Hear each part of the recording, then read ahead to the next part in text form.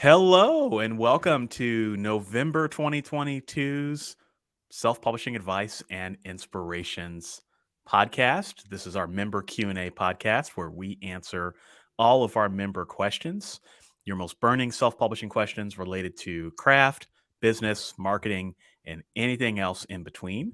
My name is Michael Ronn and I am joined by Sacha Black. How are you, Hello, Sacha? hello. I'm good, thank you. How are you? I'm fantastic, even though listeners can't see it, but my room behind me is completely blank. I had some water in my basement, so I have the empty wall behind me. But hopefully, next time we're back, I will be back to my regular look and sound. So, Sacha, this is the third time. This is our third show together. I literally can't believe it. Like I was saying off air that I actually cannot believe that we are here Yes, again. It feels like last week that we did one. I I do know. I do have an addition for the show today, which is a Okay, kitten, and I'm just hoping that the kitten isn't going to cause any issues. Hopefully we can get through lots of questions with no cat drama, but okay. I'm just warning listeners. So for our listeners who are listening and can't see, describe your kitten. So if they So hear anything, they can see yeah. the image. Okay, so I have two, but only one is on the desk. I'm not sure where the other one is, but they're rag dolls, which is this sort of very floppy, relaxed, chilled out cat. With these are long haired, and they're kind of color points. So they have grey ears, grey tail, and a white body. This is the boy cat, and then the girl cat is a creamy color with black ears, blackish brown ears, brownish. Three brown paws and one white paw. It's very cute, and a brown tail. So yeah. They look That is like they've very been cute. dipped in paint. Yeah, I saw the aerial view a minute ago, and it looked like a rug, Yeah. like a fluffy white Yeah. rug. So Yeah. so if you hear like a or Yeah. a noise, Or me that's going, what it no, is, no, folks. stop it. Yeah. Exactly. Although Howard tries to edit some of that stuff out, I Yeah. doesn't Okay. always happen, but it's all good. Cats are always welcome on the show. I've got a dog as well, so sometimes you hear her. Oh, So, yeah. all right, well, let's get to the questions. We have a lot of questions this month, Sacha. So We this is do. this is going to be fun, and they're a pretty diverse group of questions. So the first one is from Michael, and Michael is a teacher and first-time author and is ready to move into the paid editor phase. And Michael would love to hire a developmental editor. He works on middle grade books in particular and wants to know if it's worth hiring a developmental editor. So let's answer this question from two angles, Sacha. If Yep. you're a middle grade fiction or a children's author, does it make sense to hire a developmental editor? And then if you write like adult fiction, does it make sense to hire a developmental editor? What do you think? So I think that this comes down to each individual person's individual preferences and possibly how much experience you have. So, as a middle grade author, the chances are that your books are shorter than a adult author. Middle grade, often the upper end is around 50K, and most, and I say that with sort of air quotes, most editors will price depending on the length of the book. So, on one hand, although a developmental editor is the most expensive end of editing, it is actually likely to be cheaper for a middle grade author. Now, in terms of whether or not you need one, I mean, how much experience do you have? Like, if this is your first book that you've ever written and you came to this not having written short stories or not having studied writing or not having been a journalist or not having done literally anything in the writing world before, then you probably are going to find that there are some benefits to having a developmental editor purely because you don't know what you don't know. Do you need a developmental editor for every single book you ever write? I don't necessarily think that you do necessarily. If you've written 30 books and you're selling loads of books, you're obviously delivering what the reader wants, right? So I always think it's very difficult because I do think there are benefits. For me personally, I had my first two books developmental edited, and then I found that I wasn't gaining as much, I wasn't growing as much, and so I didn't get a developmental edit on the third book. Part of that was around costs, and part of that was around I'd already reached a sort of plateau. So at that point, you can do one or two things. You can change to a different developmental editor and you'll get different things. But yeah, I mean, I think there is no right answer. I do think there are some benefits for a real newbie beginner author for your first book. But again, what is your budget? What can you afford to do? Could you have 5 different authors read your book and get developmental edit kind of feedback? So yeah. I don't know if that answers the question. Yeah, it does. In developmental editing is the most expensive editing you can buy. And if you do it for every single book, you're going to end up in the poorhouse. Like it's expensive. I don't do developmental editing for my books. I'm just a big believer that I can take that money that I would have spent and put it toward other books. And by writing more books, I feel like I'll get more experience. Right. So if you want to use beta readers, a copy editor that maybe does 2 passes of your story. Some copy editors will do that, where they'll do 1 pass, send it to you, and then you can send it back to them. That's often helpful. So yeah, I mean, there's like you said, Sasha, there's no right or wrong answer, but I think cost is a major consideration. And you Yeah. know, a developmental editor is just one opinion. It's just one person's opinion, and their opinion may not be good for your book, right? So you also have to hire the right person and make sure that they're going to be a good fit for your book, because if not, I've heard from authors where developmental editors have done a lot of damage to their manuscripts. So no, we never talk about that. So if you're going to pick one, you got to pick a good one who's going to give you constructive feedback, one who's going to give you value for your money, and then one that you can afford. And like you said, Sasha, I don't do it anymore. I found that the diminishment of returns is true, and I think that the money can be better spent elsewhere. But if you're new and you want someone to help you, that is certainly one way to do it. Yeah, for me, it was definitely a shortcut to improving my writing, like for that first book. But I definitely thought, oh, I could see how many fewer comments there were in the second book. And so I was like, okay, this is definitely diminishing returns. But yes, and just the other point that I wanted to make was making sure you get a good one. One of the good ways you can do that is by using, well, if you are an AskALLi member, you can use the partner provider list and the directory to have a look, because all of the editors have been vetted by the watchdog. So they are legitimate, well-behaving, good editors. So that is one way to make sure that you can find a good editor, and you find them by logging into the Alliance of Independent Authors.org and navigating to services, I believe, and looking in the services menu. Yes. All right. Next question is from Michelle.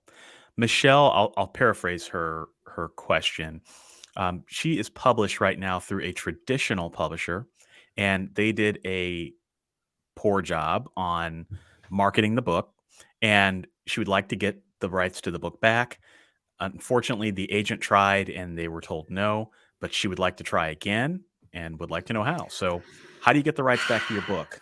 Okay, well, this is probably an answer you're not necessarily going to like, but the only thing that you can do is look at your contract to see what the terms and conditions say in your contract. What are the clauses? If the clauses are that you have signed away your rights for a set period of time, or in a I hope you haven't done this, but for the lifetime of copyright, if you've given away your rights for the lifetime of copyright, then there is no way you can get your rights back. That's it. You just need to let go. It's sunk cost fallacy. If you have given them away for a set period of time, then you do have an opportunity to get your rights back. However, you will have to wait until that time period has elapsed. And usually there's also some kind of clause in there in amongst the time that says you need to sell less than, I think it's like 200 or 250 copies per year. And at that point, if you are fulfilling or breaking, I suppose, all of those clauses, you're out of your time period and you're not selling that amount of books, then you can then apply to have your rights back. But unless you've got some kind of magical unicorn break clause in your contract, I think ultimately it's probably unlikely that you're going to be able to get those back until the contract period has elapsed. One good book I would recommend is Take Back Your Book by Caitlin Duncan. She has written a fantastic book on this very topic, which is about getting your rights back. But like I say, the only answer is to go back to your contract and read the terms and conditions and see what they say. That will give you the answer. Yeah, and I would also recommend talking to an intellectual property attorney because they'll be able to give you some advice, particularly someone who has worked with authors. You know, that's something that unfortunately you're going to have to go down that route and spend that expense, and you may not like the answer. You know, here in the United States, we've got a weird loophole. It's called copyright termination, where even if you sign, you know, if you sign a bad contract, you can get the rights back, but you have to wait 35 years. So, Whoa. so within 35 years, there is a specific process you have to follow to begin that process of getting the rights back. But 35 years is a long time. Yeah, we're And 35, so you know, I know. it's like a whole lifetime away. Exactly. So, you know, depending on what, you know, if you live in the United States, that is maybe an option, but I don't know if any other countries have that as well. But yeah, it's an unfortunate situation, but hopefully you get the answer and the resolution that you want. Okay. Next question is, what should I have completed before I run a Kickstarter? This is from Michael. Well, it's funny because I actually was just a part of a Kickstarter that funded last week. So Oh, I yeah, thank you. congratulations. I didn't run it, so I can't take any credit for it. But I have a story that's in the anthology. It's a short story anthology that got funded by it, and so I can share a few things that that the organizers did that basically allowed them to fund within 24 hours. Um, the first thing is to make sure you have a finished book. Don't be one of those authors that goes up on Kickstarter and says, "Hey, fund this book," and it's not written yet. Like that is a real easy way to just get readers to be like, "No, I'm not gonna do this," because everybody's been burned, right? So just don't do that. Make sure the book's finished first, because all the books or the stories in this anthology were all edited. The cover was done. I mean, everything was done before we went ahead and published it. So that's thing public enemy number one. The second thing that they had done before all of that was the marketing. So if you study the Kickstarter pages of a lot of pages that fund, they've got a lot of good marketing materials on there. So there's like images, there are videos, there's other sorts of like things that make the sales copy pop. All right, so they had all that done before it was funded. And then the third thing they had done was they knew exactly what the stretch goals were going to be. So they just went in with the mindset that, okay, this is gonna fund. When it funds, here is what we're gonna do for the people that fund it. You know, so if we get to $3,000, here's what we're going to do. If we get to $3,500, here's what we're going to do. If we get to $4,000, here's what we're going to do. Right. So they had all that planned out, because what happens a lot of time is you put up a project, it funds, and you're like, oh crap, I need to come up with stretch goals. And you know, it doesn't go as well. So they were extremely organized, and it was really, I think everyone was surprised that it funded so quickly, because I think this was like one of their first Kickstarters. So, you know, that's what I would have in place at a minimum. But then you also have to have a plan in place of how you're going to spread the word about the Kickstarter, because Kickstarter sometimes will monitor the projects, and then they'll say, this is a project we love, you know, and you'll get a little bit more visibility, but you can't really count on that. So you've got to kind of think about other ways to get it in front of people. Have you ever done a Kickstarter, Sasha? Nope. Nope. Nope. Nope. Nope. Nope. Nope. No. I am in awe of everybody that does Kickstarters, and I look at it and I have ideas about Kickstarters that I could do, and I just like it is in my not right now bucket. Like I don't have the capacity. I Yeah. need to focus on what I can do, and Kickstarter is not one of those things. Yeah. Yeah. Well, there's something to be said about focusing. You know, Yes, maybe one yeah. day. I think a Definitely. lot more people are doing it. Yeah, it's not a never. It's just I've got so much on. I just can't right now. Yep. Yep. I'm planning on dipping my toe into these next year. So Like it. I'm curious on how it's going to go. But yeah, it's pretty cool to be a part of one that's funded. So I learned a lot by kind of studying what they did. So, okay, next question is from Daryl. Where would I find proofreading and editing resources on the Ally website? Oh, that's a nice and easy one. Okay, so navigate your way to allianceindependentauthors.org and sign in. That is the member website. And then you need to navigate to the approved services menu, where you will find the partner directory for 2022, which lists a lot of our partner members. But then you can also navigate around places like the discounts and deals section, because there may be a discount or deal, especially given that we've got Black Friday coming up. And then you could also have a look on the search for a service section, which is under the same menu. And that will bring up a list of all our approved partners, and you can kind of search using whatever search term you're, copy edits or proof or whatever, Yeah, nice and easy. Excellent. Yep. All right. Yeah, definitely stop at us first if you want to find a proofreader editor, because we've got a lot of great people that work with us, that are in that directory. So great information. Next question is from Anthony.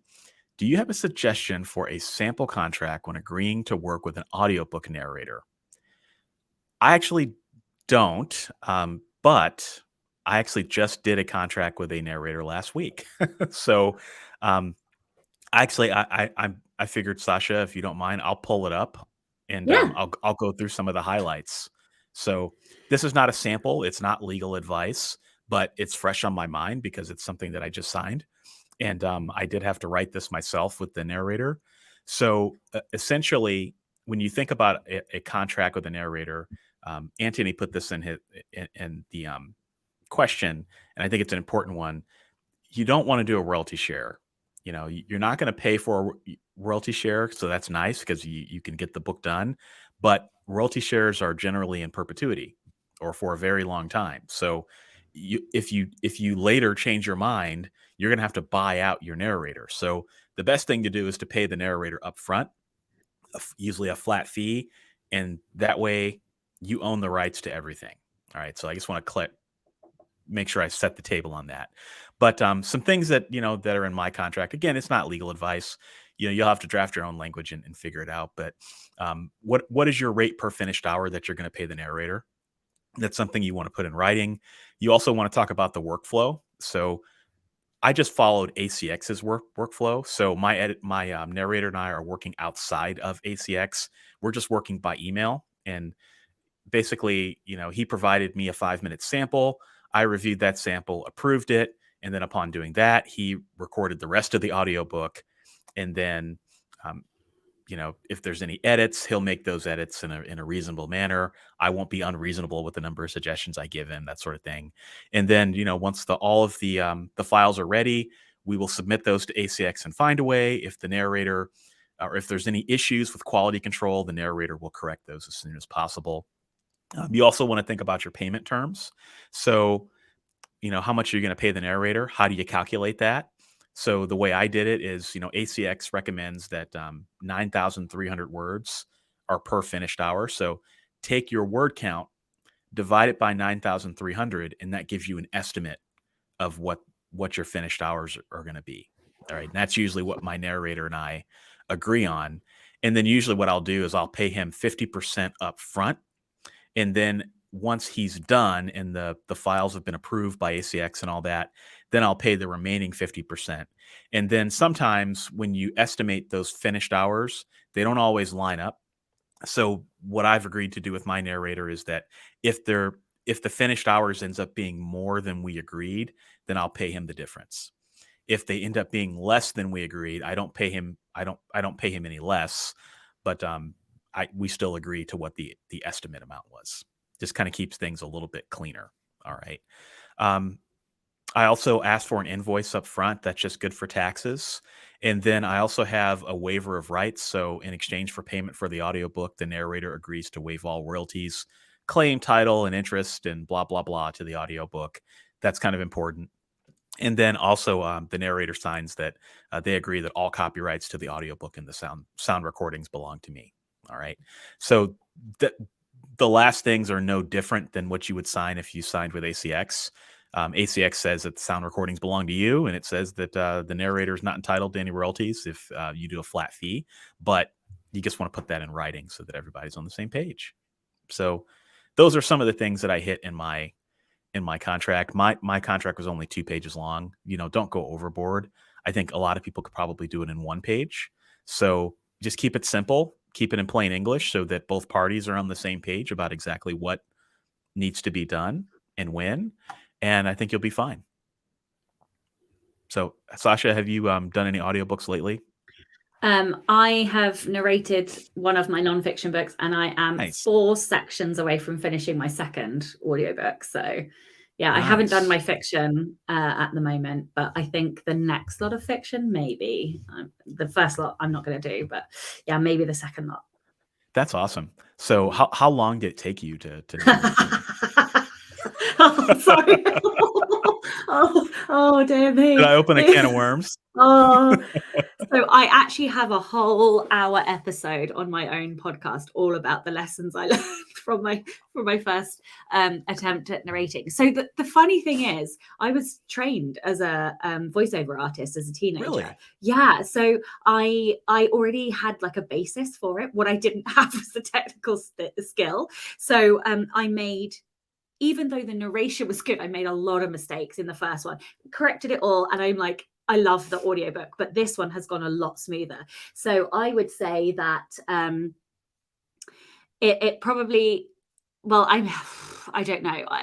I've done it over a long period of time, but it's probably taken me 2 or 3 weeks, I would say, of like full time to do it. But that's because I'm editing it myself, I'm narrating it myself. The only thing I'm not doing is I outsource the proofing. I give that to my VA because I've listened to it so many times at that point I can't see the wood for the tree. So she proofs it for me, and then I go and do the pickups.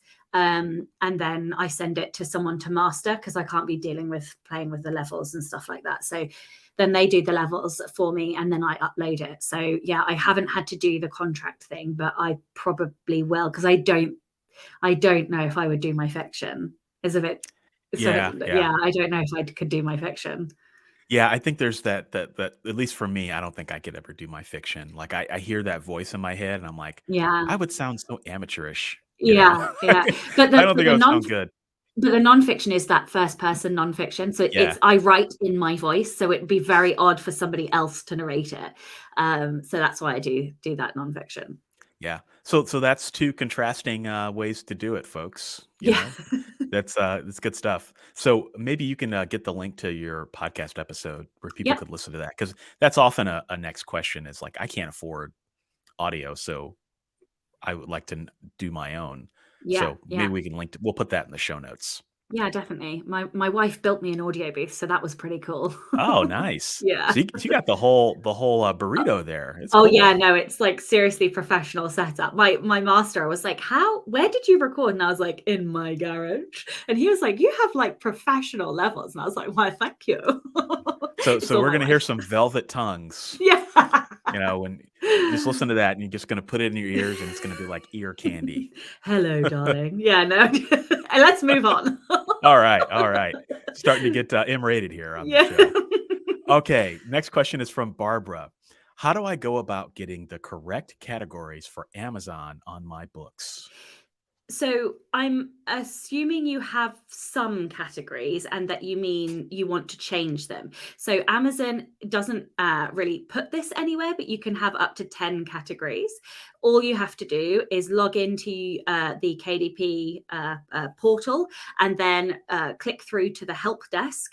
And then there's a section of options on the left-hand side. And if you just click through until you find categories and keywords, I think that is all one section. I can't remember without looking, but and then click on that, and then it will give you the option to identify the book by ASIN or link, and then you need to give them the full what's the word called, the full string, the full category, the full yeah, path. the full pathway. Thank you. Mm-hmm. So books, for example, then science fiction, then science fiction fantasy teen, and YA, or whatever the pathway is.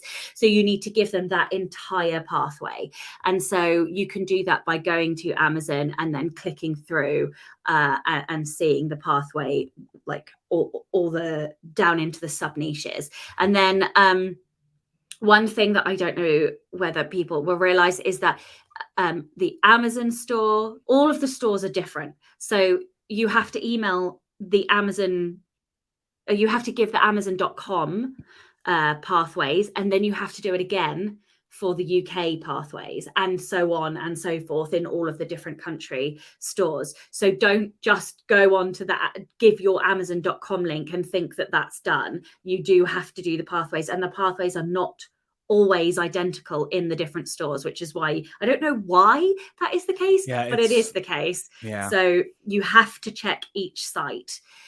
But it is that simple. It's literally an email to Amazon, and of course making sure you've clicked the right categories in your metadata. So when you have loaded a book, in your metadata section, just go through the page before content, I think it is, and it will tell you what categories you've picked. Just make sure you've picked the right ones, and if not, delete it and put in the right one. Yeah, no, it's a great tip. I mean, it doesn't cost you anything to do other than your time. Because people are always talking about what are some low cost, or free marketing strategies. And this is one I don't think a lot of people take advantage of. That said, don't put your book in every category under the sun. If your book is not a vampire romance, don't abuse this system, right? But if there are multiple categories that you can get your book into, take advantage of that.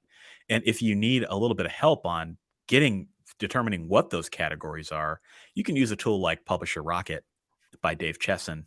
That's a great tool, and that'll help you with the category research, help you kind of with anything you need in terms of, all right, what are the different categories that are available in the ebook store versus the paperback store and in different countries. That would be my first port of call, and we'll throw a link to Publisher Rocket in the description or in the show notes. Okay, let's see. Our next question is from Ethel. And when initially contacting a bookshop buyer by email, should I include my A4 information sheet or wait until I get a reply? And Ethel, this is a really good question. I think it's going to depend on each individual bookseller's whims.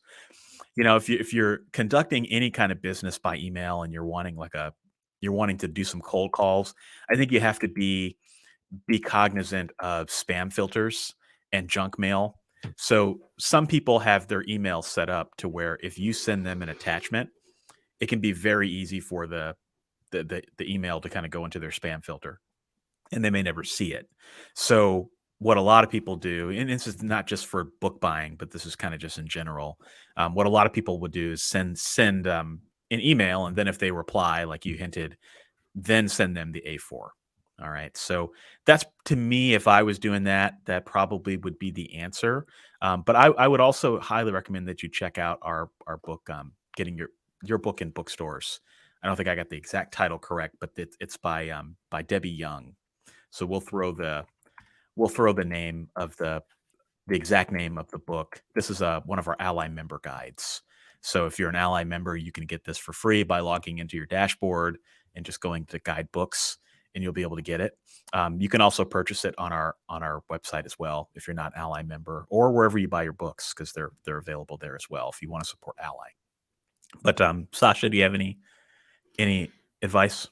No, I don't think so. I have not spent a huge amount of time doing this. I've got my books in one bookstore locally, but it was quite a lot of work and hassle.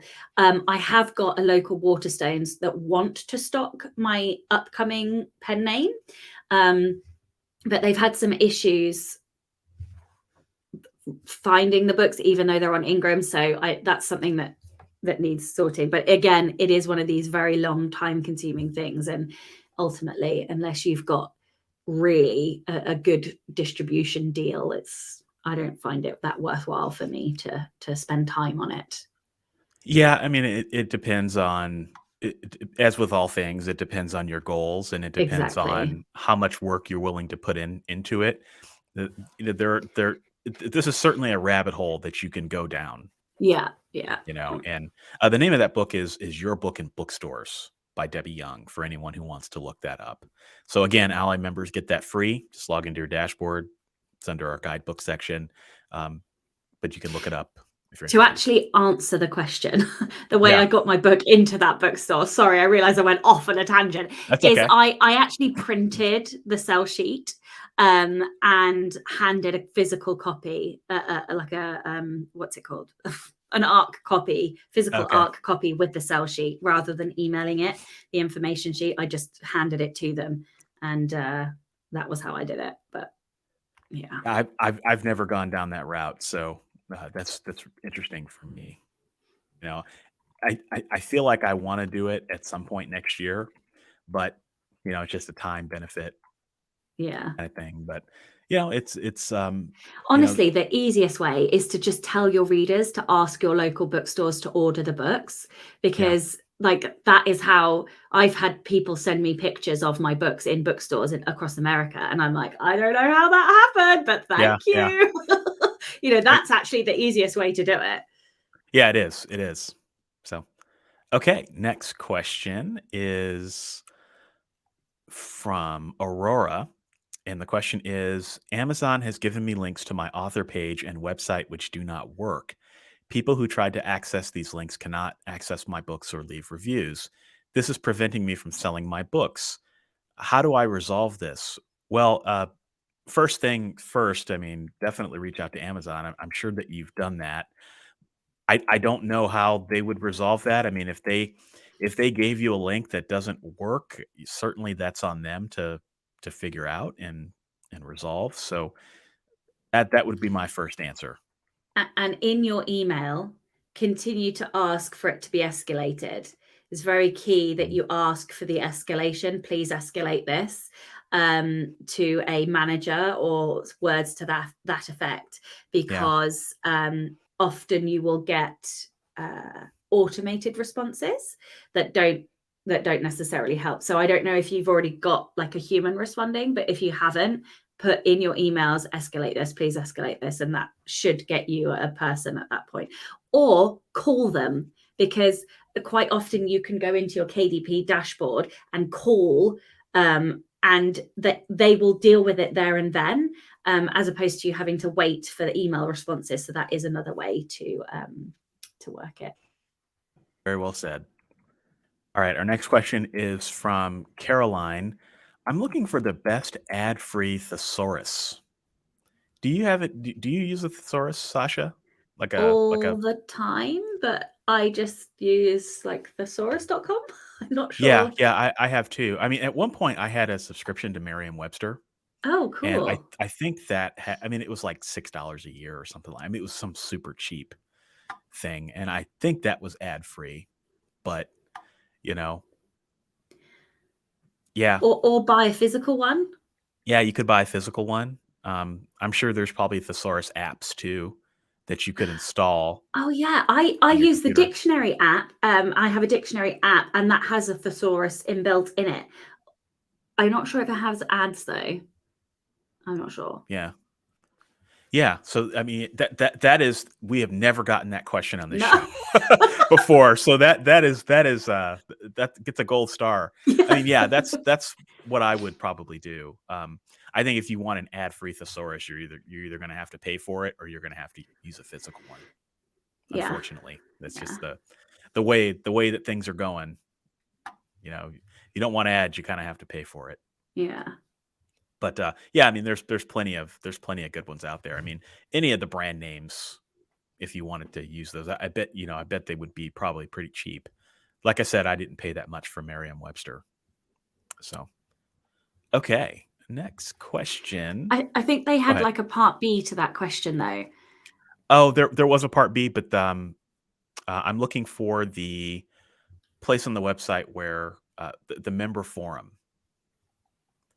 Where's the best place to find the member forum, Sacha? So that's on Facebook, and if you email in to the customer services desk, which hopefully I'm hoping that you have the email address for that, then they will be able to point you in the direction of the member forum, or you can go onto Facebook and search Alliance of Independent Authors, and that will bring up the page and the author forum. Yeah, just go to selfpublishingadvice.org/contact and fill out the form, and There we go. we can get you a link. I knew there was an easy link somewhere. Yep. So I could give out the email, but it's just easier to go to the contact form. Okay, so here is the perennial question we get often, at least once a month. Can you please tell me if there is still a discount code for Ingram Spark and how to get it? Yes, there is always an Ingram Spark code. Well, there has been for quite some time. Hopefully we shall have it for the long term, but yes, we do have it.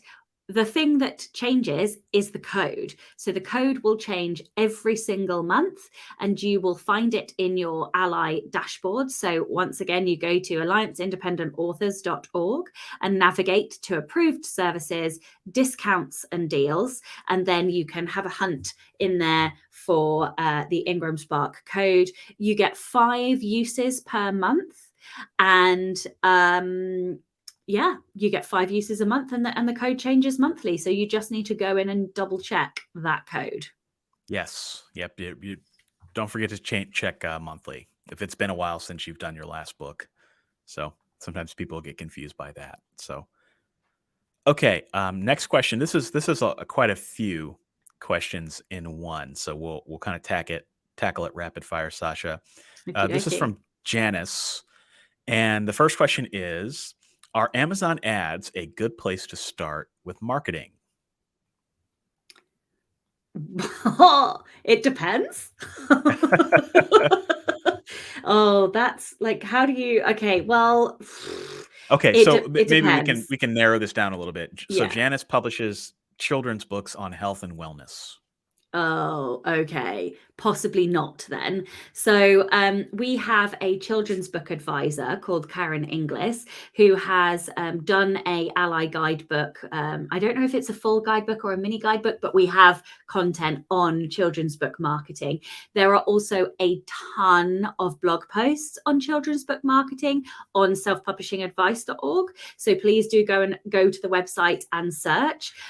What I will Oh, and Karen also has her own book on children's book marketing. The difficulty with children's book marketing is that the people you are selling to are not the people reading. So you are actually marketing to the parents. A lot of children's book authors spend a lot of time marketing to schools and doing wholesale bulk and author talks in schools. So I would, before you spend any money on marketing, I would advise that you go and read Karen's book, the AskALLi Guide, and search the website, because my gut says that Amazon ads are probably not going to be that worthwhile. We did a recent case study as well on a chap, and I will find the link and put the link in the show notes because that was very interesting about how they had marketed their children's book. So I will find that and put it in the show notes. Okay. And that was a case study on marketing children's books? Yes. Okay. Yeah. I'm just typing this so we can put it in the show notes, because if I have to do it in the moment, because otherwise I forget. Yep. Okay. So the next part of Janice's question has to do with Ingram. Is there another avenue for Ingram Sparks? Like, what's the best way to advertise your books that are distributed through Ingram Spark? Yeah, I can take this one. I would just start with Debbie Young's book, Your Book in Bookstores. Start there. I know Ingram Spark has done some like webinars and stuff on ways that authors can maximize their their distribution and their reach. I would start with some of the resources that they offer and use the two of those resources together to kind of give you some ideas. But yeah, if you're wanting to focus on Ingram, I mean, naturally you've got children's books, right? I mean, you're going to want to think about that, and definitely, and then add in Karen's resource to that as well. So you got three things. Look at what Ingram Spark has to say about this, Karen Inglis's book, and then Debbie Young's book on getting your book into bookstores. And I think that will help you kind of form a map of where you need to go. Okay. Well, Sacha, I think that is all of our questions for the month. Can't believe we've smashed another month. We Look at have. us. We have. Another month, and we'll be back next month as well. Just it'll be December 13th is when we're going live, and then the following Friday, so that'll be the 16th. That'll be our last show of the year.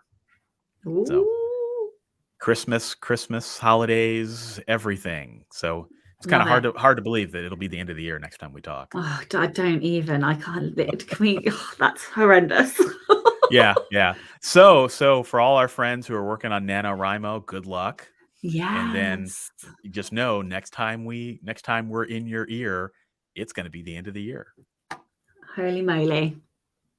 All right. Well, Sacha, I hope you have a good month, and thank you everybody for listening, and we will be back. Remember that if you would like to ask your questions, if you're an AskALLi member, just visit us at selfpublishingadvice.org, and we'll put a link in the show notes to the forum where you can ask the questions, and we would love to talk about it on air. All right. So have a great month, and we'll talk to you next month. Bye.